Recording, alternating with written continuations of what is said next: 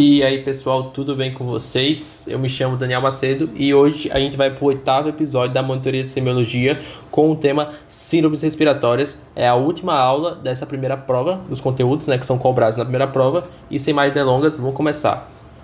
Então, a gente vai falar hoje sobre as síndromes respiratórias, que são as síndromes que justamente causam as sintomatologias respiratórias, que comprometem os brônquios, a pleura e o parênquima pulmonar. Então, antes da gente adentrar, na classificação dessas síndromes e no exame físico delas, a gente tem que falar um pouco sobre a anatomia, certo, do pulmão, beleza? Então, a gente sabe, que o pulmão, certo, a anatomia aqui das vias aéreas inferiores, elas são derivadas da laringe, que depois se ramifica, chegando na traqueia. A traqueia emite o broncofonte direito e o broncofonte esquerdo, que depois se ramifica em várias gerações de brônquios, até a terceira geração, para depois formar os bronquíolos e depois formam os alvéolos, que são a unidade funcional que permite a troca gasosa, beleza? A gente sabe que o pulmão, pessoal, ele é um órgão, ele tem um parênquima esponjoso, tá certo? E bastante elástico. É isso que permite, certo, que durante a respiração, na fase expiratória, o pulmão ele se retraia de modo passivo e aí o ar, que estava dentro, ele sai para fora, o ar cheio de CO2 e permita,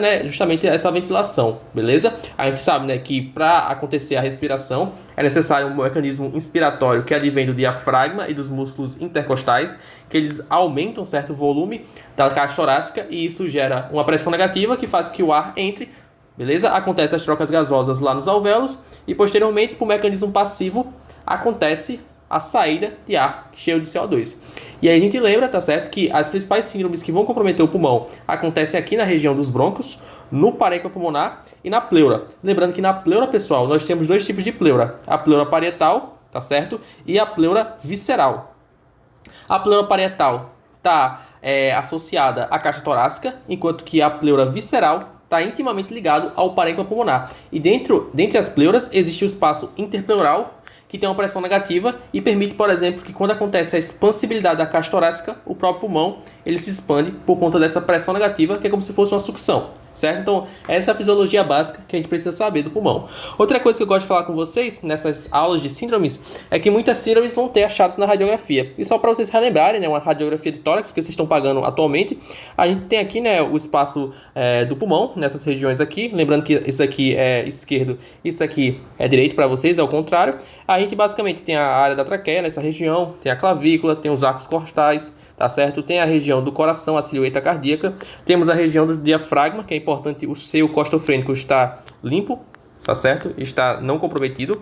A silhueta cardíaca, que é importante para a gente calcular o índice, importante para calcular o índice cardiotorácico. A trama broncovascular, tá certo? Que não é consolidação, não é achado patológico, mas sim normal. E lembrar daqueles clássicos exemplos, que a gente precisa ver o pulmão centralizado, a gente precisa ver as costelas aqui inicialmente, a contagem de costelas, o grau de inspiração do paciente, a contagem das costelas que determina esse grau de inspiração, a centralização da imagem e outros parâmetros importantes na radiografia de tórax, tá certo? Isso é uma radiografia de tórax normal.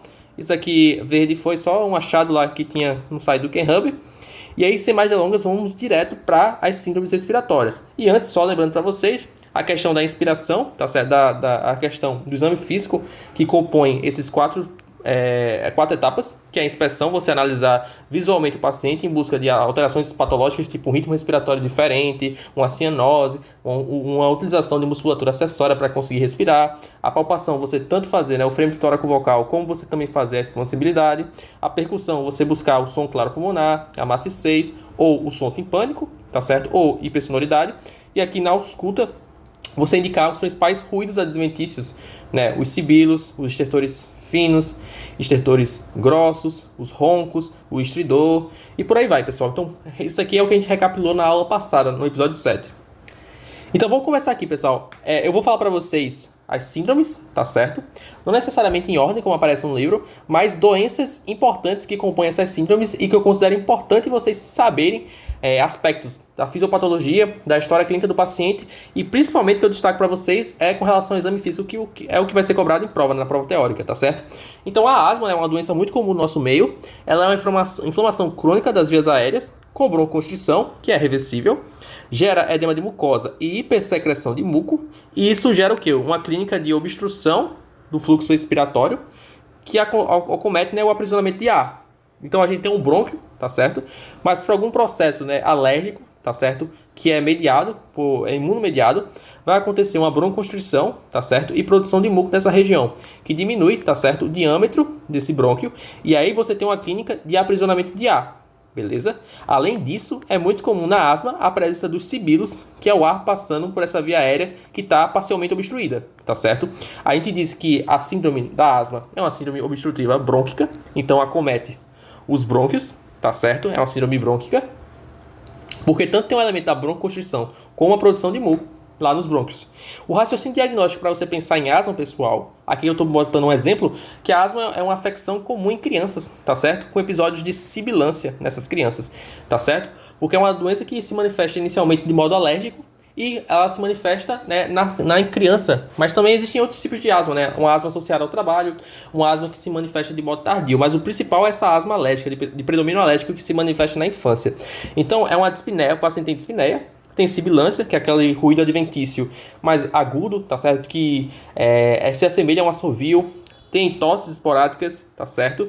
Ele tem uma melhoria com o uso de broncodilatador, que é um tipo de medicação que serve para broncodilatar, porque, obviamente, a fisiopatologia da doença é broncoconstrição e produção de muco nessas regiões. Se você tem uma medicação que faz a broncodilatação, isso melhora, tá certo? O componente respiratório do paciente, tá certo? E aí, quando é que a gente faz o diagnóstico de asma? É por meio da espirometria, que vocês já viram lá no P2 como funciona mais ou menos, mas vocês aprendem melhor no P5. Como é que a gente vai ter um paciente asmático tipicamente no exame físico da gente? Na inspeção, vai ter uma expiração prolongada, pode ter uso de musculatura acessória durante as crises asmáticas, que são crises de broncoespasmo, em que diminui consideravelmente, tá certo, o diâmetro das vias aéreas dos brônquios. O paciente na palpação vai ter uma expansibilidade reduzida, tá certo, pela dificuldade de respiração e pela retenção de ar. O frêmito tóraco-vocal do paciente é diminuído, porque lembra, a única situação que o frêmito é aumentado é nas consolidações. E por conta da clínica de aprisionamento de ar, o ar, como ele não conduz bem a onda mecânica, o som, tanto quanto, por exemplo, uma estrutura líquida, acaba que o frêmito tóraco-vocal ele tem uma intensidade reduzida, tá certo? Por conta desse aprisionamento de ar a mais. E o que a gente ausculta na asma é um muro vesicular diminuído, por conta justamente da broncoconstrição que diminui a entrada de ar, e você vai ter, diminui a entrada e saída de ar, e você vai ter principalmente sibilos expiratórios difusamente no tórax, tá certo? Então você coloca teu estetoscópio, ausculta, né, as costas do paciente na área que corresponde ao pulmão, e você vai ouvir, né, sibilos difusamente, tá certo? Espalhados pelo tórax do paciente. E isso é uma clínica confirmatória de asma, justamente com esses critérios aqui que eu te mostrei.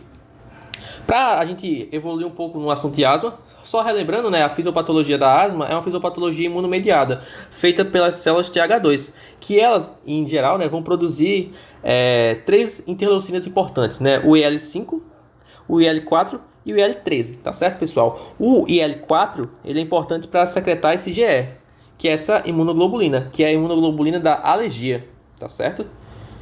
E aí a eosinofilia vai ser um traço também presente na asma.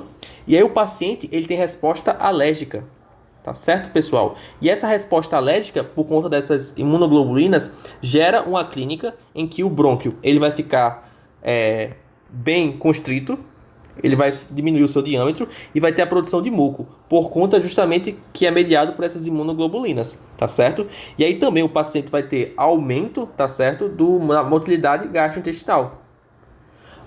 Mas o principal aqui é essa clínica de broncoconstrição e produção de muco exacerbada. Aqui o diagnóstico é feito pela espirometria, que é esse teste em que a gente vai ter um padrão obstrutivo, já que é uma síndrome brônquica obstrutiva. O paciente pode ter outros comemorativos de alergia, tá certo? Então ele pode ter uma dermatite atópica, ou ele pode ter um histórico, né, de sinusite, que é um componente alérgico. E aqui, pessoal, é importante destacar que a asma está associada também a mudanças do ambiente do paciente. Como ela é uma resposta alérgica, a gente precisa de um fator estressor, né, um alérgeno. E aí o paciente pode ter um alérgeno, por exemplo, do mofo. O paciente pode ter exposição à poluição, ao tabagismo, a outro tipo de coisa que seja resposta alérgica e desencadeie os sintomas, né, da tosse, da sibilância, da falta de ar, tá certo? Da dispneia. E o tratamento, só para terminar aqui rápido, da asma é feito através do broncodilatador, que ele é um agonista dos receptores beta-2 do brônquio e também do corticoide inalatório, já que a asma ela tem um componente de resposta imunomediada. Então a gente retarda essa resposta imunomediada e diminui os sintomas do paciente, que é a base de tratamento de asma, beleza? Então, em resumo, viu a asma, exame físico, com esses comemorativos, com esse histórico de dispneia e principalmente a sibilância, que ela está associada a um componente alérgico, com mudança, né, de acordo, por exemplo, com a movimentação do paciente para uma cidade mais poluente, com algum alérgeno típico como o mofo, a gente vai pensar em asma, que é uma síndrome brônquica. Outra síndrome brônquica bem importante é a ADPOC, que é como se fosse uma irmã da asma, só que com outro tipo de componente, tá certo? A ADPOC, pessoal, ela é uma inflamação crônica das vias aéreas associada à destruição do parênquima pulmonar e também à obstrução fixa do fluxo aéreo, com a perda do recolhimento elástico e aprisionamento de ar. Então, o paciente com DPOC, pessoal, a fisiopatologia da doença é o seguinte: você tem algum estressor, tipo tabagismo, tipo a poluição, tipo a lenha queimada e por aí vai. E esses componentes poluidores, eles geram danos às vias aéreas, que provocam dois tipos de dano, né? A broncoconstrição, a diminuição do diâmetro brônquico e também a perda da estrutura do parênquima do pulmão, que faz com que você tenha um aprisionamento de ar, que é o que a gente chama de efizema, essa clínica de aprisionamento de ar, por conta da destruição do parênquima pulmonar. É um tipo de síndrome obstrutiva, tá certo? Associada aos brônquios. O raciocínio diagnóstico para a DPOC é você ter uma dispneia progressiva, uma tosse crônica, importante tosse crônica, expectoração e principalmente paciente que tem uma exposição ao tabagismo ou a queima de biomassa, que é a lenha, por exemplo. A confirmação se dá pela espirometria, que vocês vão aprender essa relação posteriormente. O exame físico de um paciente DPOC, pessoal, nós vamos ter na expressão tórax em tonel, aquele tórax com aumento do diâmetro antero-posterior, como eu expliquei para vocês anteriormente. O paciente pode estar em uso de musculatura acessória, tá certo? Pela dificuldade de respiração e da troca gasosa. A expansibilidade é reduzida pelo aumento, né, do conteúdo de ar nessa região, diminui a capacidade de expansão do pulmão, frame do tórax vocal diminuído, por conta justamente que tem o aprisionamento de ar nessa região e o ar não é um bom condutor da onda mecânica que é o som, como, por exemplo, uma consolidação. Você pode ter a percussão, uma hipersonoridade difusa. Então, percebe que é uma hipersonoridade, não é um timpanismo. Timpanismo é um som mais aberto que a gente vai ver no pneumotórax. A ausculta, vamos ter murmúrio vesicular globalmente diminuído pela clínica do aprisionamento de ar. Sibilos podem aparecer e roncos, né, que são ruídos mais graves, também podem estar presentes no paciente DPOC. E aí, pessoal, como é que se dá a clínica do DPOC? Mais ou menos, né, a ideia do paciente na radiografia de tórax. Na radiografia de tórax, o padrão do paciente efizematoso, que acumula ar, é essa aparência aqui da radiografia de tórax. Você vai perceber, por exemplo, um coração em gota, um coração muito bem diminuído por conta do ar que está pressionando ele. Ele fica reduzido assim de tamanho, é um coração em gota que a gente fala. Nós temos o aumento dos espaços intercostais, tá certo? Nós também temos o que, pessoal? Uma hipertransparência do parênquima hepático por conta do aumento de ar, e o ar na radiografia é preto, né? É transparente. E vai ter também retificação, tá certo? Da cúpula diafragmática, do diafragma, tá certo? O diafragma na imagem lá do início, ele é mais ou menos assim, né? E tem um seio costrofrênico aqui. Só que aqui ele está retificado pela clínica do aprisionamento de ar. Então isso é típico de pacientes efizematosos. Beleza? E aí, pessoal, outra radiografia de tórax para explicar para vocês a questão do aumento do diâmetro antero-posterior. Percebe o quão aumentado fica. E também o importante ressalvo para vocês é esse aumento de ar na região retroesternal, tá certo? Que é justamente por conta do efizema que esses pacientes adquirem. E é só para explicar para vocês, né, o paciente com DPOC, pelo acúmulo de poluentes, né, por lesões diretas das vias aéreas, pelo tabagismo, principalmente tabagismo com mais de 20 maços por ano. Lembrando que 20 maços é o equivalente a você fumar um maço de cigarro é igual a 20 cigarros, tá certo? E aí quando você faz esse cálculo de maços ano, você multiplica a quantidade de cigarros, né, de maços que ele fuma normalmente pela quantidade de anos que ele fumou. E aí você tem que, por exemplo, 20 maços ano É o equivalente a um paciente que fumou um maço de cigarro por dia durante 20 anos. Isso é uma exposição muito crônica. Aqui o aspecto da poluição também e da queima da biomassa, beleza? Da lenha, que produz irritação direta à via aérea.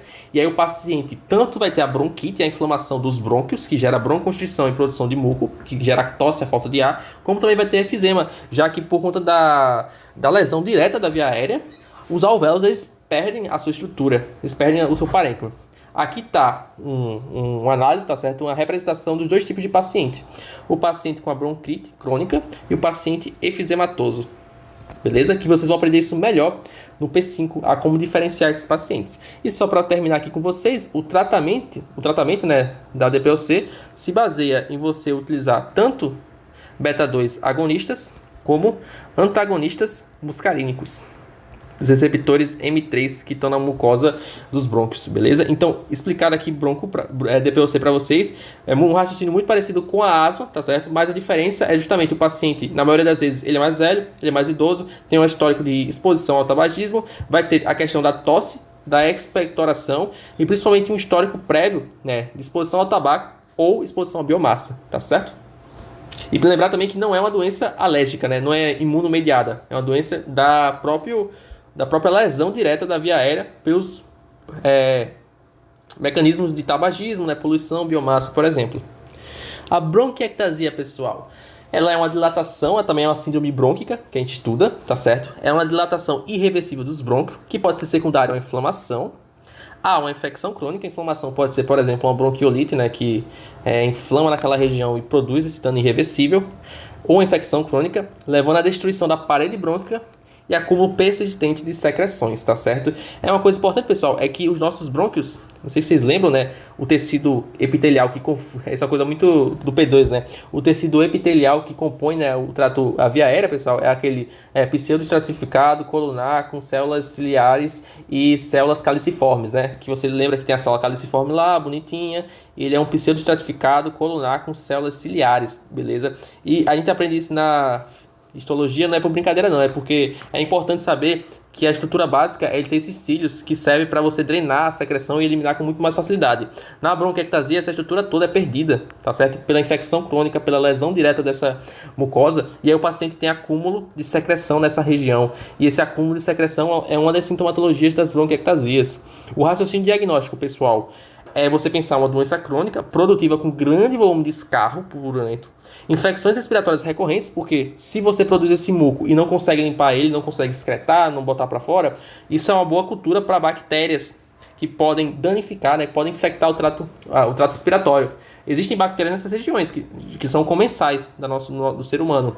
Aí quando vê um ambiente desse, né, ou bactérias até mesmo exógenas, podem colonizar essa região e aí você tem um meio de cultura e cresce, né, e dá infecção, beleza? Você pode ter hemoptise e a confirmação é pela tomografia de tórax, como está mostrado aqui para vocês. Aqui é uma bronquiectasia, esses aqui são os brônquios totalmente dilatados de modo irreversível. E aí o exame físico, pessoal, como é que a gente pode analisar isso? Você vai ter o paciente, pode ter baqueteamento digital em condições crônicas, né, que é aquele unha lá bem típico, né, que vocês sabem, reconhecem. A palpação, a expansibilidade vai estar reduzida, tá certo? O FTV pode estar normal, né, ou aumentado em áreas acometidas, principalmente pelo aumento de muco, que o muco já é uma secreção líquida, que aumenta, né, a transmissão do som. A percussão, né, você pode ter uma submaciez localizada, pelo aumento também do muco. E a ausculta, né, estertores crepitantes grossos. Lembra que é daquela ideia, né, que o estertor crepitante grosso, ele está presente em todo o pulmão e ele está associado a uma abertura de via aérea comprometida por muco, beleza? E aí, eles podem reduzir após a tosse. E aqui a fisiopatologia, expliquei para vocês como é que é a aparência de uma bronquiectasia. E aqui explicado, né, esse acúmulo de produção de muco, certo, em brônquios dilatados. E uma das doenças que pode acometer, né, as crianças, por exemplo, é a fibrose cística. Que você tem a incapacidade da produção, né, dos cílios, tá certo? E da funcionalidade deles. E acomete a produção de muco, vai ter muito muco nessa região, e aí dá a sintomatologia que eu expliquei para vocês anteriormente. Essa é a bronquiectasia. Mas das síndromes brônquicas, a mais importante vocês saberem é DPOC e asma, beleza? Bronquiectasia, vocês aprofundam mais o conhecimento no P5. E aqui um resumo básico, né, com base nas síndromes, tá certo? E também com base no achado do exame físico, na inspeção, palpação, percussão e ausculta, como eu expliquei para vocês, só para vocês analisarem e conseguirem decorar. Isso aqui está no resumo de Paulo e Rayane, que é o resumo do P4. Pneumonia, pessoal. Então a gente vai partir agora para as síndromes pulmonares, as síndromes que comprometem o parênquima pulmonar. A primeira seria as síndromes consolidativas, aquelas síndromes em que o espaço aéreo, tá certo, dos pulmões, né, dos alvéolos, que é composto por ar, ele é substituído por alguma estrutura sólida ou líquida, tá certo? E aí a gente vai ter a pneumonia como sendo, certo, esse protótipo inicial das consolidações.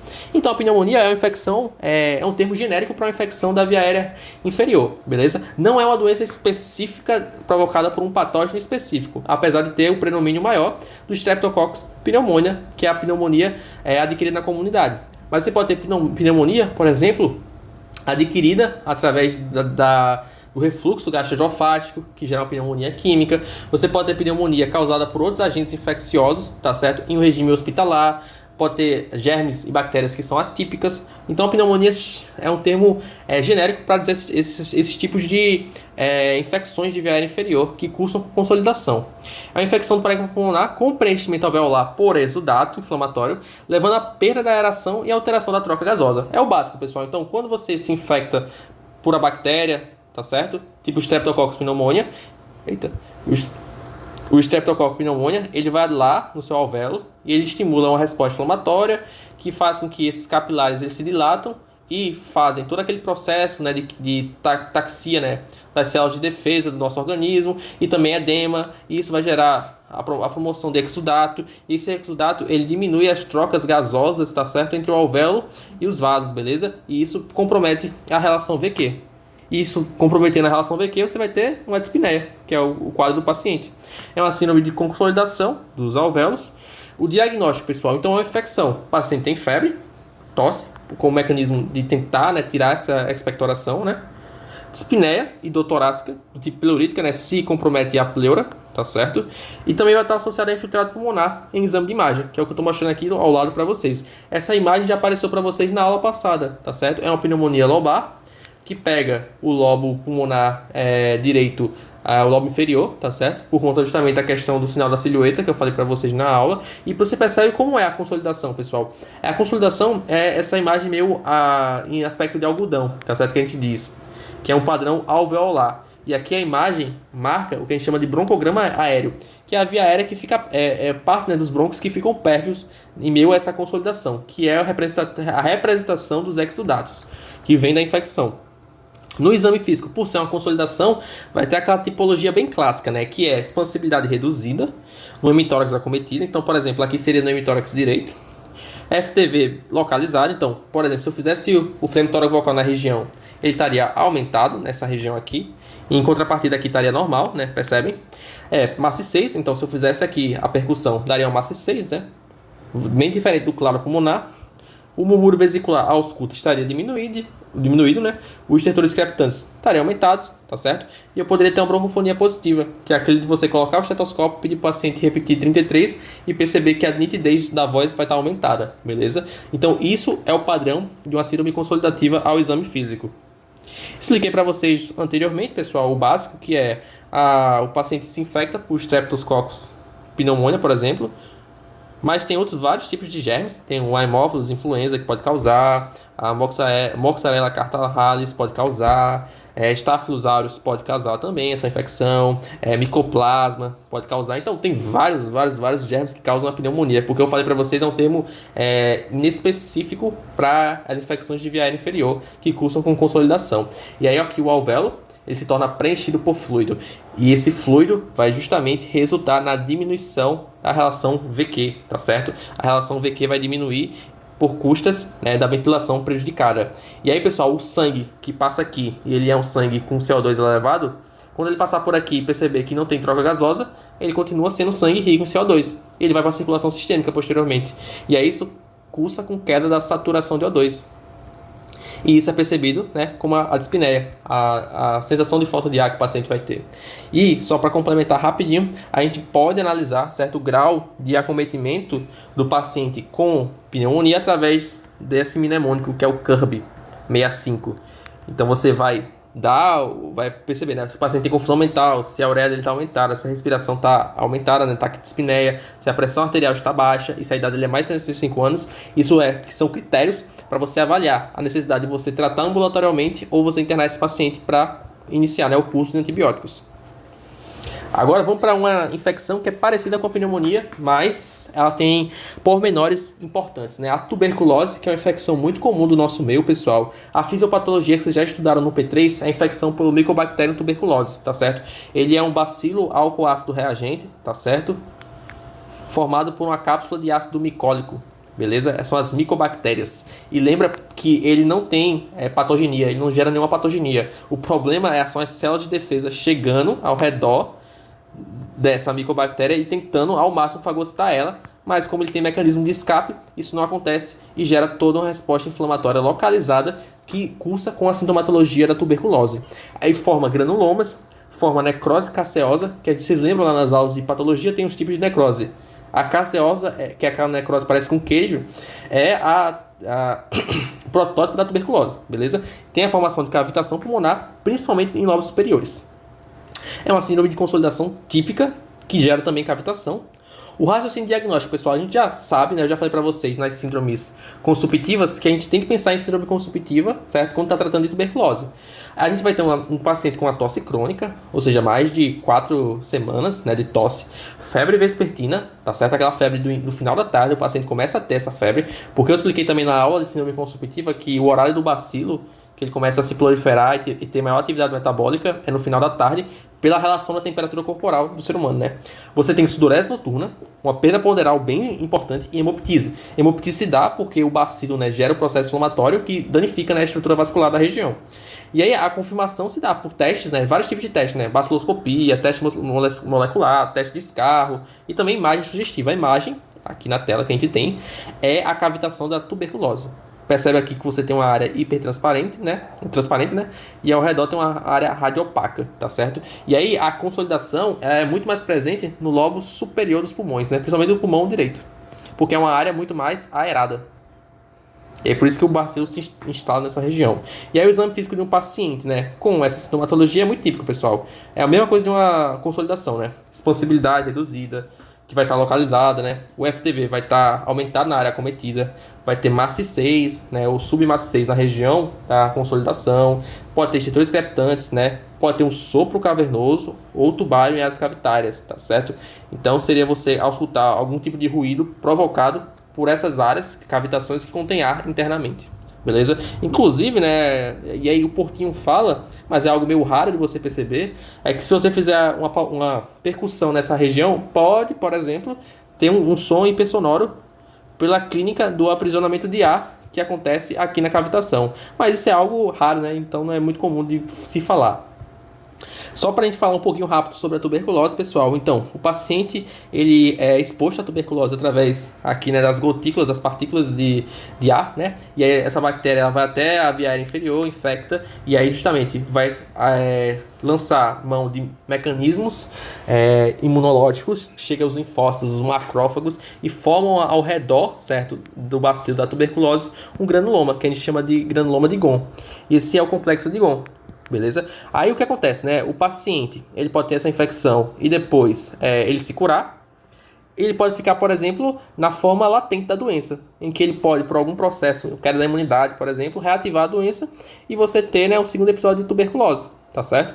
Que pode ser pior. Ou, por exemplo, o paciente pode ter uma tuberculose, uma doença que se torna disseminada, que é a forma miliar da tuberculose. Que na radiografia de tórax, né, você vai ver vários infiltrados pontilhados ao redor do tórax. Além de, claro, né, ser uma condição que acomete outros órgãos, como o fígado, por exemplo. E aqui está a explicação que eu falei para vocês, né? O paciente pode ter o controle da infecção, evoluir para a tuberculose primária, ter uma infecção latente, que pode ser reativada, e aí gerar outras sintomatologias, beleza? A formação do granuloma que eu expliquei para vocês.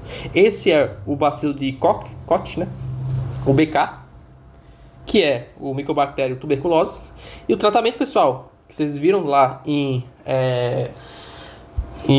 qual é o nome da matéria? Microbiologia, é através de antibióticos, né? Que é o HIP, o esquema de HIP, que é o tamanho da cápsula que tem que ingerir o paciente, tá certo? É um esquema baseado em rifampicina, isoniazida, pirimezamida e etambutol, Tranquilo? Então, essa é a tuberculose. A coisa mais importante de saber, pessoal, é a questão dessa síndrome consumptiva associada a um quadro de tosse arrastado, beleza? A pneumonia, ela se manifesta como uma infecção mais aguda, tá certo? Um paciente que estava normal, não tem muitos comemorativos anteriores. Já a tuberculose se manifesta nesse tipo de paciente com síndrome consumptiva em pacientes com fatores de risco, né? Por exemplo, paciente com HIV positivo, o paciente com algum tipo de imunidade comprometida, o paciente, né, que ele é pessoa em situação de rua, tá certo? Um paciente que ele é imigrante, um paciente do sistema carcerário, beleza? Que são regiões, né, pacientes que são submetidos a condições de higiene precárias em ambientes pouco aerados, tá certo? Que facilita essa disseminação das gotículas que contém, né, o patógeno. Agora vamos falar de outra síndrome pulmonar importante, que é a congestão passiva dos pulmões, que eu já expliquei para vocês que é muito simples, né? A gente já explicou isso várias vezes, tá certo, pessoal? Que lá, quando a gente falou da síndrome edematosa, a síndrome edematosa, a congestão passiva aqui dos pulmões, está associada à síndrome edematosa, das etiologias variadas, né? Que pode ser pelo coração, que pode ser pelo fígado, que pode ser pelo rim, mas a principal que a gente fala é da síndrome associada ao coração, da insuficiência cardíaca. Então, o paciente com insuficiência cardíaca, pessoal, vai ter aquela questão do gradiente de pressão, que retorna lá para o território da vasculatura pulmonar, e aí aumenta a pressão hidrostática e promove extravasamento de fluidos lá para a região dos pulmões, dos alvéolos, na verdade, ao passo também que o paciente tem uma hiperativação do sistema renina, angiotensina e aldosterona, que aumenta a retenção de água nesse paciente e piora esse quadro de congestão. Então, a fisiopatologia é o aumento da pressão venosa pulmonar, secundária à insuficiência cardíaca esquerda, levando ao extravasamento de líquido para o interstício e posterior para os alvéolos, tá certo? É uma síndrome alveolar intersticial, que é uma síndrome do tipo pulmonar, né? O raciocínio diagnóstico é um paciente que você sabe que ele é cardíaco, né, cardiopata, ele tem uma dispneia progressiva, ou seja, aquela dispneia que vai aumentando, que a gente explicou na aula de C, né, que o paciente, ele inicialmente tem uma dispneia aos esforços elevados, depois se transforma em dispneia aos moderados esforços, depois em dispneia aos mínimos esforços, e depois a dispneia, inclusive, no repouso. No repouso, né, o paciente tem ortopneia, que ele tem que adotar uma posição ortostática para respirar melhor. Tem a questão da dispneia paroxística noturna, que eu já expliquei para vocês como acontece. É um paciente cardíaco, tá certo? E também tem sinais de congestão pulmonar na imagem, que é esse sinal aqui, pessoal. Então, claramente é um paciente congesto, porque você tem o apagamento, tá certo, do seio costofrênico. Então, o seio costofrênico, ele é assim, né? Aqui essa região, e percebe que ele está apagado, né? Ou seja, você não consegue ver a região do seio costofrênico, porque aqui, né, tem congestão pulmonar, tá certo? Tem infiltrado nessa região, que é disseminado por todo o pulmão. Você percebe que o pulmão está com uma transparência meio opaca, tá certo? E aí você percebe que o seio costofrênico está comprometido, é uma congestão pulmonar, e percebe também, pessoal, que se você fosse ver como é que é a área cardíaca desse paciente, é bem elevada, né? Então o índice cardiotorácico estaria elevado. E aí ele faz essas marcações muito provavelmente porque ele queria destacar para você que talvez fosse um processo infeccioso que descompensou o paciente e gerou esse quadro de congestão, tá certo? E aí, pessoal, o exame físico disso daí, o que a gente pode ver? Na inspeção é um paciente taquipneico, claro, né? Ele não tem trocas adequadas na relação VQ, então ele precisa respirar muito, certo? Para compensar esse distúrbio. Ele vai utilizar a musculatura acessória, beleza? Ele vai ter uma palpação, a expansibilidade discretamente reduzida, bilateral, né? FTV geralmente vai estar normal. A percussão é um som claro pulmonar ou submaciez basal nessas regiões. E aí os pacientes vai ter estertor crepitante, finos, bibasais. Isso aqui é o principal achado, pessoal, que é você ter estertores finos, tá certo? E podem também evoluir para estertores difusos nos casos graves, né? Então, porque o paciente com essa congestão, pessoal, na maioria das vezes a gente ausculta bem nas bases, mas se você evoluir para o terço médio do pulmão e até os ápices do pulmão, indica um comprometimento maior. E aqui, né, a fisiopatologia que eu expliquei para vocês é esse pleural effusion, que é o derrame pleural. Você também vai ter o excesso de fluidos nos pulmões, que é o edema pulmonar, que é a congestão passiva dos pulmões. Vai ter ascite, o paciente vai ter edema nessa região inferior, vai ter a tosse, tá certo? Com uma expectoração hemoptóica, tá certo? Cansaço e dispneia, né? Shortness of breath. Beleza, pessoal? Próxima síndrome, que também está na síndrome pulmonar, é a atelectasia. E de cara eu queria já mostrar para vocês como é o achado da atelectasia na imagem, tá certo? Vocês percebem aqui um pulmão normalzinho, bonitinho, né? Isso aqui é o coração do paciente. Aqui é a trama broncovascular, né? E aqui você percebe que o pulmão está aerado, inclusive você vê o seu costofrênico aqui. Só que do outro lado, pessoal, você tem uma imagem totalmente opaca, né? Rádio opaca. E uma coisa que chama a atenção para você, que deve chamar a atenção, é que a traqueia, que ela está mais ou menos desenhada aqui, ela está puxada para essa região. Por que isso acontece? Porque a atelectasia é um processo em que há o colabamento da via aérea, há o colapso da via aérea. E aí o pulmão ele fica todo retraído, tá certo? E pelas estruturas estarem muito bem coladas, essa retração pulmonar gera uma força que faz com que a traqueia ela seja trazida, né, tracionada para a região que aconteceu a atelectasia, certo? Essa é uma explicação inicial. E aí, o fisiopatologia, você tem um colapso alveolar com perda de volume pulmonar, secundária à obstrução brônquica, compressão externa ou deficiência de surfactante. Então, o paciente, por exemplo, uma criança pode ingerir um corpo estranho, esse corpo estranho ir para essa região e, por exemplo, aqui está a traqueia, né? Obstruir essa região. E aí você não tem ventilação. Por não ter ventilação, a via aérea ela vai colapsar e gera atelectasia. Você pode ter, por exemplo, um tumor crescendo, tá certo? Vamos supor, tem um tumor crescendo aqui, tumor de pulmão, ele cresce, obstrui essa região e você não tem ventilação adequada, colapsa a via aérea. Ou o paciente também pode ter deficiência de surfactante, que é a síndrome da angústia respiratória. Por exemplo, os recém-nascidos, os neonatos não produzem, prematuros, né, podem não produzir o surfactante. E, obviamente, hoje em dia não acontece isso porque tem corticoide, que acelera a produção do surfactante. Mas, antigamente, era comum, né, as criancinhas morrerem, né, por insuficiência respiratória porque não produziu o surfactante.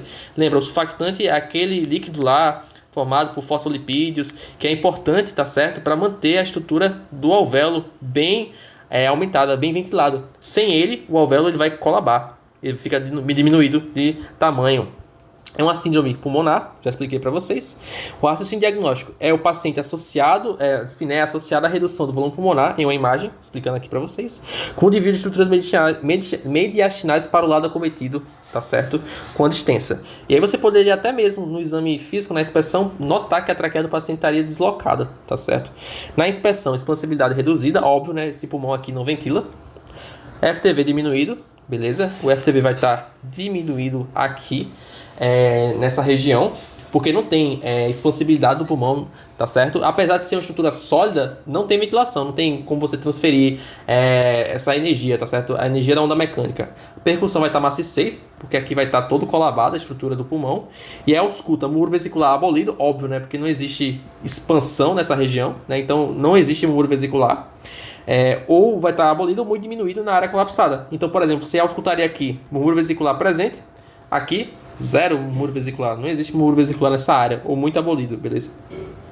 Vamos falar agora do TEP, que eu já falei para vocês na aula dos distúrbios vasculares, né, da sintomatologia vascular, na exame físico vascular, tá certo? O TEP, que é uma sigla para o tromboembolismo pulmonar, então é o trombo, que se transforma num êmbolo, que viaja, né, até chegar na região do pulmão. Ele é uma obstrução aguda da circulação pulmonar por um êmbolo, certo? Que é o trombo que se quebra, se transforma e se torna móvel, né? Então vai viajando pela circulação, levando áreas ventiladas sem perfusão, aumentando o espaço morto e desequilíbrio ventilação-perfusão. É o que eu já falei para vocês, né? A relação VQ. Pessoal, a relação VQ explica quase tudo, né? Na verdade, tudo é explicado pela queda da relação VQ, para tu ver que é um conhecimento do P2 que serve para toda a vida, né? E aí aqui o distúrbio é na perfusão do paciente, porque você tem um trombo impedindo a chegada de sangue na região dos alvéolos, tá certo? E com isso, o que isso vai acontecer, pessoal? Você aumenta o espaço morto anatômico, tá certo? Lembra que o espaço morto é a região de ar que não participa da troca gasosa. Como você tem um trombo diminuindo a chegada de sangue nessa região, você não tem trocas gasosas acontecendo. Então esse ar ele se transforma em espaço morto, já que ele é o ar que não participa da troca gasosa, tá certo? Ele é um tipo de síndrome, eu coloquei o TEP aqui mais para vocês lembrarem que ele existe, porque ele pode estar associado ao infarto pulmonar, que aí sim é uma síndrome pulmonar, tá certo? É o distúrbio VQ. O raciocínio diagnóstico é um paciente que se apresenta com dispneia súbita, do nada começou a ter falta de ar, dor torácica pleurítica, tá certo? Que pode estar associado, né? Porque gera uma isquemia da região do pulmão, taquicardia, hipoxemia, porque vai diminuir a questão do O2, né? Na circulação sanguínea, e paciente tem fator de risco tromboembólico, né? Então, o paciente que fez cirurgia ortopédica, é um paciente que tem neoplasia, é um paciente, por exemplo, que usa anticoncepcional, tá certo? É um paciente tabagista, é um paciente que é mulher, tá certo? pela questão do estrógeno, tá certo? E da formação de trombos. E a confirmação diagnóstica é pela angiotomografia, angio-TC, né? Pulmonar. O exame físico desse paciente vai estar ataque dispneico e desconforto respiratório, pela questão que eu expliquei para vocês. Expansibilidade vai estar... Aí a questão do TEP, pessoal, é que ele é bem bonitinho assim. A questão é que, na maioria das vezes, o exame físico é totalmente normal, porque o distúrbio não é na ventilação, mas sim no pulmão, mas sim na circulação pulmonar. Não é um distúrbio na ventilação do paciente. Então, por isso que o exame físico aqui vai estar normal. Ó, normal, normal, normal, normal, tá certo? Aqui é um exemplo, né, do infarto pulmonar que ele gera, tá certo? Um aspecto triangular nessa região, beleza? Que é uma das consequências, né, do TEP, é gerar um infarto pulmonar. Mas, na maioria das vezes, né, a radiografia de tórax não tem valor importante para diagnosticar o TEP, tá certo? Então, na maioria das vezes, ela vai vir normal, normalzíssima. Aqui explicando para vocês, isso é uma angio-TC, e aí você consegue perceber que é uma paciente feminina, 49 anos, e ela evidencia uma falha de enchimento na artéria pulmonar direita. Aqui, né? Isso é esquerda, isso aqui é direita, e aqui a falha de enchimento, porque é uma TC com contraste, né? E aí não tem enchimento. Aqui deveria ter uma circulação sanguínea, mas por conta do TEP não teve enchimento, tá certo? E aí, pessoal, só para explicar para vocês qual é o problema do TEP, tá certo? A questão é que no TEP você tem uma incapacidade, tá certo, do ventrículo direito trabalhar, já que o ventrículo direito é que se conecta com a trompa pulmonar e quem está obstruído é algum ramo da trompa pulmonar. Então esse ventrículo direito vai ter cada vez mais que trabalhar e gera dilatação, gera insuficiência da válvula, né, que está associada ao ventrículo direito, que é a tricúspide. A parede do ventrículo direito se torna tensa, tá certo? Vai ter inflamação do miocárdio nessa região, a demanda por oxigênio aumenta. Você tem um shunt da arterial, né, venoso, no próprio pulmão, gera isquemia e dano no ventrículo direito, a contratilidade do ventrículo direito diminui, o débito de VD diminui, e pelo débito do ventrículo direito diminuir, vai também chegar pouco sangue do ventrículo esquerdo, já que é um sistema fechado, né, pessoal? Lembro, né? Que vai pela tronco pulmonar, depois vai chegar pelas veias pulmonares, para o átrio esquerdo e depois para o ventrículo esquerdo. Mas como ele está cada vez colapsando, né, vai diminuir o débito cardíaco geral, diminui o débito cardíaco, diminui a PA, e o paciente vai evoluir até a óbito, tá certo? Isso que é a espiral da morte do TEP, beleza? E como eu expliquei para vocês, também na aula lá de exame físico vascular, você tem o score de Wells, que serve para te dizer quais são as chances desse paciente ter, né, o TEP, beleza? E aí é um score que aumenta a probabilidade e aí isso serve para conduzir as tuas condutas, tranquilo? Aqui explicando para vocês que às vezes a conduta do TEP, maciço, com estabilidade, é você fazer uma trombólise, ou seja, quebrar esse trombo que está impactando, né, o paciente. Lembrar também do fator de risco, o TVP, né, que quebra e aí vai até a região lá da circulação pulmonar. E aqui o dedímero, ele é um exame laboratorial que a gente pede na suspeita de TEP quando essa suspeita ela é baixa, tá certo? E isso serve como exame de triagem, porque se esse dedímero estiver positivo, eu tenho que investigar de modo mais aprofundado com a angio-TC, tá certo? Por exemplo, ou um ecocardiograma e juntamente com esse score de Wells, tá certo? Avaliando a minha decisão clínica. Aqui, um resumo das síndromes pulmonares que eu expliquei para vocês até agora: consolidação, atelectasia, congestão passiva de pulmão, a escavação, né, ou ATB, beleza? Agora vamos para os distúrbios, tá certo? O comprometimento da pleura, pessoal. E o primeiro de tudo é o CABA, que é o mais famoso de todos, né? O pneumotórax, o PTH, né? Ele é fundamental você conhecer ele, tá certo? Porque no contexto clínico do trauma, é fundamental você ter uma boa semiologia para conseguir diagnosticar rapidamente ele. O pneumotórax, o diagnóstico do pneumotórax prescinde a necessidade de você ter exame de imagem, tá certo? Porque você tem que ser capaz de diagnosticar através do seu exame físico. Então, como é que funciona o pneumotórax? A fisiopatologia é básica, né? Entrada de ar no espaço pleural, levando à perda da pressão negativa intrapleural e colapso parcial total do pulmão. O básico, né? Então lembra que naquela pleura parietal e visceral existia uma pressão negativa e quando acontece algum distúrbio nisso, entra ar nessa região e isso gera um colapso do pulmão, tá certo? É uma síndrome pleural e qual o raciocínio diagnóstico? O paciente tem dispneia, dor torácica súbita, porque é desprendimento da pleura, né, por exemplo. Geralmente é unilateral, com redução da ventilação no lado acometido. E a confirmação pode ser dada por radiografia, Mas lembrando que o diagnóstico se dá pelo exame físico que você faz no paciente. E aí como é que é a aparência pessoal de um pneumotórax? É básico, é tipo top radiografias que você precisa saber, né, quando se torna médico, antes de se tornar médico, na verdade. Que aqui, pessoal, você está vendo a linha, né, que corresponde à pleura visceral, né, a pleura parietal está aqui, e aqui entre eles tem ar, tá certo? Que é uma imagem bem transparente, radiotransparente, tá certo? Percebe que a trama a trama dos brônquios vai até aqui nessa região e para depois, beleza? E percebe uma coisa importantíssima, é que o ar, ele empurra as estruturas para o lado contralateral. E você percebe que a traqueia está desviada nessa região e que o coração também está fora da sua posição usual. No exame físico, que é a coisa mais importante, a expansibilidade vai estar reduzida, porque você tem um colapso pulmonar devido ao ar. Um hemitórax afetado, então seria aqui afetado o hemitórax esquerdo. FTV abolido, tá certo? Porque não vai ventilar, tá certo? Não vai ter nem nada, né? Não existe nada, né? Existe ar só nessa região.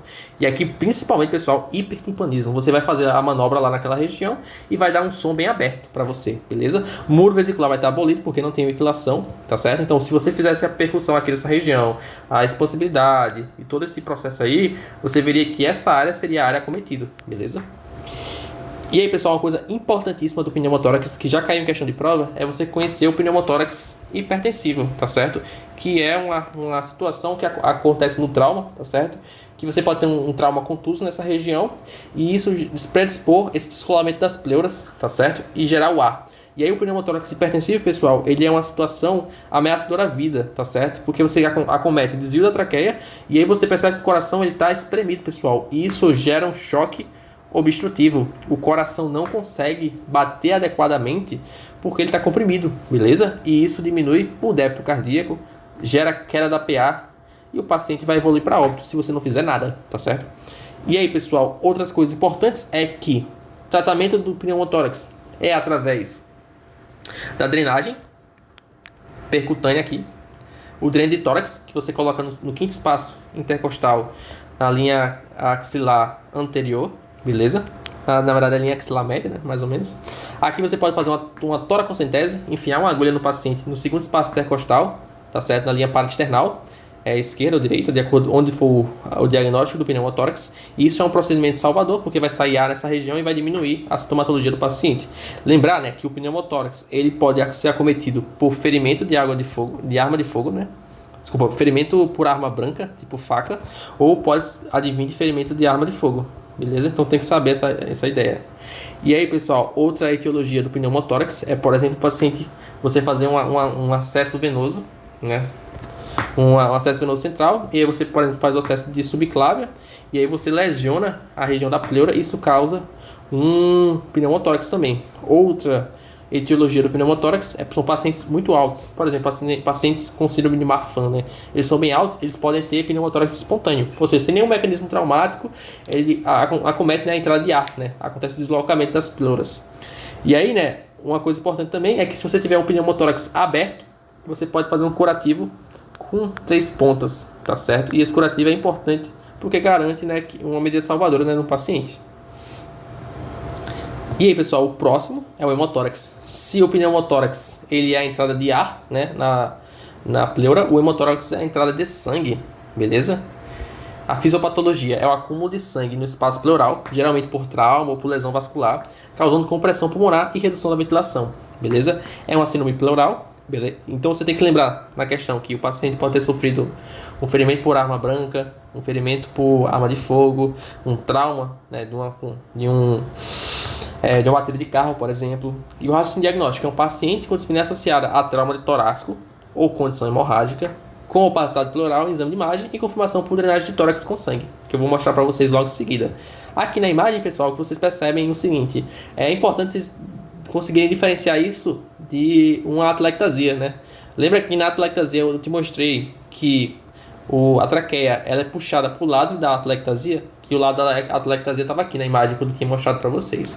Mas aqui, por exemplo, aconteceu uma lesão de alguma estrutura, né, vascular no pulmão, e aí isso tudo, pessoal, é sangue, tá certo?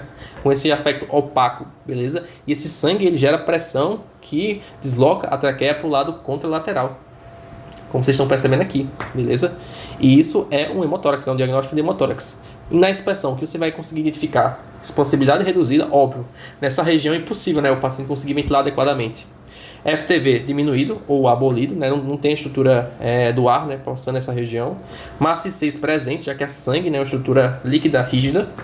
E ausculta muro vesicular abolido na área ocupada pelo líquido. Então aqui tudo você veria isso no hemitórax esquerdo nessa região, beleza? E aí, pessoal, lembrar das ideias que eu falei para você, né? Do ferimento por arma de fogo, ferimento por arma branca, que pode predispor o hemotórax. A confirmação aqui é você ver, né, na drenagem de tórax, que é o procedimento padrão, você perceber que tem a saída de sangue, então é hemotórax. E aqui, pessoal, nessa imagem aqui, eu estou mostrando para vocês que um dos tratamentos definitivos do hemotórax é a toracotomia. Toracotomia. Que você faz uma incisão aqui, né, a toracotomia anterolateral esquerda, que você faz no contexto do trauma. Isso é para você abrir a cavidade torácica, você pode fazer várias coisas aqui. Uma delas é para você conseguir clampear os vasos que estão sangrando e diminuir o hemotórax. Além disso, você também pode fazer outros tipos de procedimentos importantes, beleza? E por fim, pessoal, acho que para a gente finalizar, eu acho que a gente vai finalizar, falar sobre o derrame pleural, que está aqui derrame, mas é derrame pleural, beleza? Que a gente já falou um pouquinho, né, na parte da congestão passiva de pulmão, é que a fisiopatologia é acúmulo de líquido no espaço pleural, por alteração do equilíbrio hidrostático, né, aumento da pressão hidrostática, ou pode ser por uma inflamação local, uma neoplasia, redução da pressão alcoólica. Então, as síndromes etematosas podem gerar, né, o derrame pleural, beleza? Ela é uma síndrome pleural, porque esse líquido ele vai estar no espaço da pleura visceral e no espaço da pleura parietal. Como é o raciocínio diagnóstico? Dispneia progressiva, dor torácica do tipo pleurítica, com apagamento de seu costofrênico em exame de imagem. Então, essa imagem é bem elucidativa, pessoal, porque você tem o seu costofrênico aqui livre, normal, bonitinho, e aqui você tem um apagamento desse seio. Percebe que ele está comprometido por uma imagem radiopaca nessa região, beleza?